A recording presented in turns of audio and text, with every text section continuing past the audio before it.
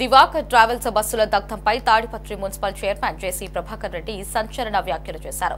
తన బస్సులకు నిప్పు పెట్టింది బీజేపీ నాయకులే అని ఆరోపించారు. డిసెంబర్ 31 రాత్రి తాడిపత్రిలో నూతన సంవత్సర వేడుకలు నిర్వహించానని అక్కస్సుతోనే వారు ఈ దుశ్చర్యకు పాల్పడ్డారని ఆరోపించారు.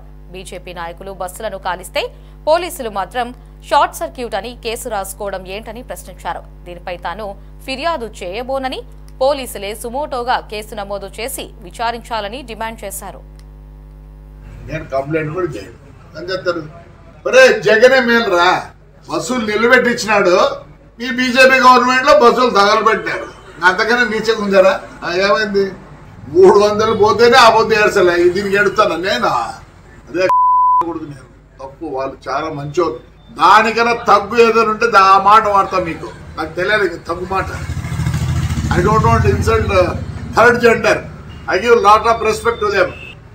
కాల్సి ఏం చేసుకున్నారా పీకినారా? జగన్ రెడ్డి మేలు కదా మంచోడు. జగన్ రెడ్డి మేలు కదా మంచోడు.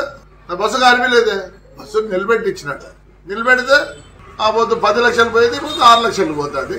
మీరు చేతగా చేతగా ఏం పిక్తారా? మళ్ళీ ఇంకో బస్సు కాస్తారా? కలిసిపో. వరుసగా పెట్టినాడు. నేనే భయపడతాను అనుకుంటున్నారా? సిగ్గులే నా కొడకల్లారా. ఏం చేస్తారా? బస్సు కాల్చారా? అయిపోయింది. ఏమైంది?